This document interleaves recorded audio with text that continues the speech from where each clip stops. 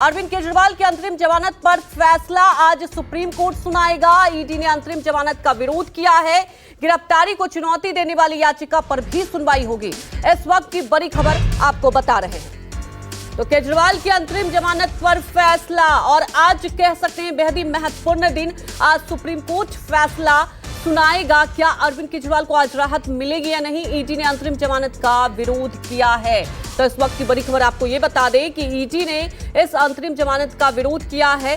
केजरीवाल की अंतरिम जमानत पर आज फैसला। हालांकि देखिए, बड़ा सवाल यह है कि लोकसभा चुनाव चल रहा है और इसी के मद्देनजर आज बेहद महत्वपूर्ण अरविंद केजरीवाल के लिए दिन। वहीं हमारे साथ प्रभाकर मिश्रा जुड़ चुके हैं सीधे। प्रभाकर, जानना ये चाहेंगे कि आज बेहद ही महत्वपूर्ण दिन, कितनी देर में फैसला आएगा सुप्रीम कोर्ट से?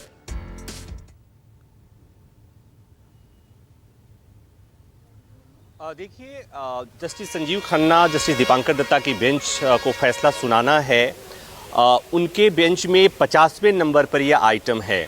तो उम्मीद की जा सकती है कि 12 बजे के आसपास, 12 बजे के बाद ही फैसला आ पाएगा। महत्वपूर्ण ये है कि पिछली सुनवाई में कोर्ट ने कहा था कि अरविंद केजरीवाल के अंतरिम जमानत पर कोर्ट ने फैसला सुरक्षित रखा था। इस बीच उसके पहले आज चूंकि कोर्ट ने कहा था कि हम शुक्रवार को इस मामले में अंतरिम जमानत पर आदेश देंगे, उसके ठीक पहले कल ईडी की तरफ से एक हलफनामा दायर हुआ और उस हलफनामे में अंतरिम जमानत का विरोध किया गया और कहा गया कि अगर अरविंद केजरीवाल को चुनाव प्रचार के लिए जमानत दी जाती है तो ये एक गलत परंपरा शुरू होगी, क्योंकि चुनाव प्रचार करना कोई फंडामेंटल राइट नहीं है, कोई विधिक अधिकार नहीं है और इस तरह से करने से समाज में गलत संदेश जाएगा।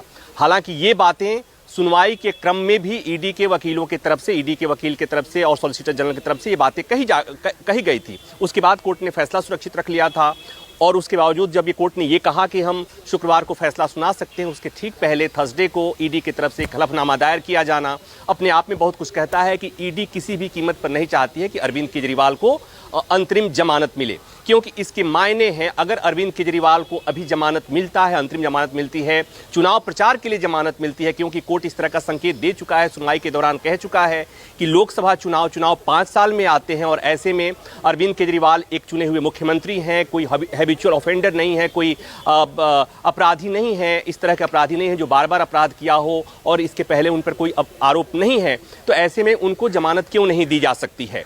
तो ये संकेत जो था एक तरह से ये लगाया गया कि सुप्रीम कोर्ट कन्विंस है इस बात से कि अरविंद केजरीवाल को अंतरिम जमानत चुनाव प्रचार के लिए मिल जाएगा। हालांकि एक बात और आपके अपने दर्शकों के समझने के लिए हमें ये बताना चाहूँगा कि ईडी ने भी कहा है और मेरी भी जो समझ है, जो मैंने अभी तक देखा है, वो ये कि कभी भी किसी भी नेता को चुनाव प्रचार करने के लिए आज तक सुप्रीम कोर्ट से अंतरिम जमानत नहीं मिली है। हालांकि ये बात ईडी ने कल के हलफनामे में भी बात कही है, पिछले 5 साल के चुनाव का जिक्र किया है और उसमें कहा गया है कि कभी चुनाव प्रचार करने के लिए वो नहीं मिली है, कभी जमानत नहीं मिली है। महत्वपूर्ण ये है कि ये अलबत्ता जरूर हुआ है, जो बात वरिष्ठ वकील कपिल सिब्बल भी कह रहे हैं कि अलबत्ता ये जरूर हुआ है कि कोई व्यक्ति जो कन्विक्टेड है, जिसे अदालतों ने दोषी ठहरा चुका है, उस कन्विक्शन पर स्टे लगाने के बाद उन्हें चुनाव लड़ने की आज़ादी मिल गई, उन्हें परमिशन मिल गया और उन्हें चुनावी सभा करने की इजाज़त मिल गई। तो कपिल सिब्बल को मैं सुन रहा था कि उनका स्टेटमेंट था कि अगर कोई दोषी है, अगर दोषी ठहराने के बाद अगर उस पर कन्विक्शन पर स्टे लगाया जा सकता है, चुनाव लड़ने की परमिशन दी जा सकती है, तो कोई एक व्यक्ति जिस पर अभी आरोप तय होना बाकी है, जिस पर भी जांच चल रही है, जिस पर कन्विक्शन नहीं हुआ है, तो उसे चुनाव प्रचार की इजाज़त क्यों नहीं मिलती है? हालांकि कपिल सिब्बल इस मामले में एडवोकेट नहीं है। तो कुल मिलाकर ये कि 12 बजे के आसपास, 12 बजे का करीब में ये फैसला उम्मीद की जा सकती है। इसलिए सुप्रीम कोर्ट कह चुका है कि शुक्रवार को इस संबंध में वो अंतरिम आदेश जारी कर सकता है। सबकी निगाहें, आप भी सोच रही हैं, हमारे तमाम दर्शक भी सोच रहे हैं, सबको इस बात का इंतजार है कि अरविंद केजरीवाल को जमानत मिलेगी या नहीं मिलेगी, अरविंद केजरीवाल चुनाव प्रचार कर पाएंगे या नहीं कर पाएंगे। बहुत महत्वपूर्ण होगा, क्योंकि अगर ऐसा होगा तो भारतीय न्यायपालिका के इतिहास में ये संभवतः अपने आप में पहला मामला होगा जहां पर किसी नेता को, किसी पार्टी कन्वीनर को, किसी मुख्यमंत्री को चुनाव प्रचार करने के लिए अंतरिम जमानत दी जाएगी। महत्वपूर्ण यह भी हो सकता है कि अगर कोर्ट इस तरह का आदेश देता है तो ये भी हो सकता है कि कोर्ट ये कहे कि अपने विशेषाधिकार जो अनुच्छेद 142 में संविधान में सुप्रीम कोर्ट को मिला हुआ है उसके तहत हो सकता है कि आदेश दे। ये अभी देखना होगा। हालांकि ये तय है कि जब ये मामला सुनवाई के लिए आएगा, 50वें नंबर पे लगा हुआ है और इस मसले पर भी सुनवाई होनी है, क्योंकि अरविंद केजरीवाल ने अपनी गिरफ्तारी को चैलेंज किया था। वही मुख्य मामला है जहां पर अंतरिम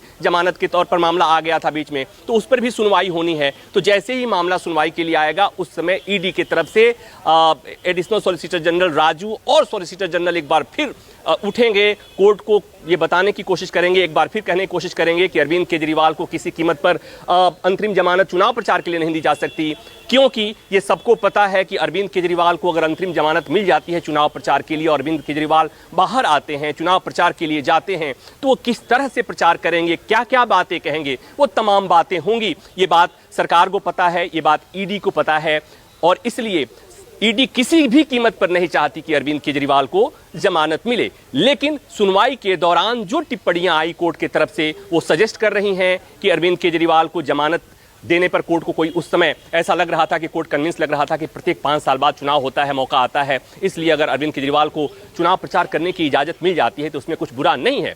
लेकिन एक बात और इस राइडर के साथ, डिस्क्लेमर के साथ, कि अदालत में सुनवाई के दौरान अदालतें जो बात कहती हैं वो फैसले में भी आ जाएं, वही बातें आ जाएं। ऐसा कई बार मैंने देखा है कि टिप्पणी में कही गई बातें आदेश में, फैसले में नहीं आती हैं। तो ये हम अभी कोई अनुमान पूर्वानुमान नहीं लगा सकते, सबको इंतजार करना चाहिए। 12 बजे के आसपास, थोड़ा सा पहले या थोड़े से बाद में सुप्रीम कोर्ट अपना अंतरिम आदेश जारी करेगा, जिससे तय होगा कि अरविंद केजरीवाल इस लोकसभा चुनाव में चुनाव प्रचार करेंगे या नहीं करेंगे। अगर करेंगे तो सबको पता है क्या कहेंगे, कितना एग्रेसिव होंगे। एक बात इतना तय है कि अरविंद केजरीवाल जब चुनाव प्रचार करेंगे या सलाखों से बाहर आएंगे अंतरिम जमानत पर, तो ये इंडिया ब्लॉक गठबंधन, इंडिया गठबंधन के लिए एक निश्चित तौर पर बहुत बड़ी जीत होगी, क्योंकि अरविंद केजरीवाल चुनावी सभाओं में जाएंगे बहुत जगहों पर।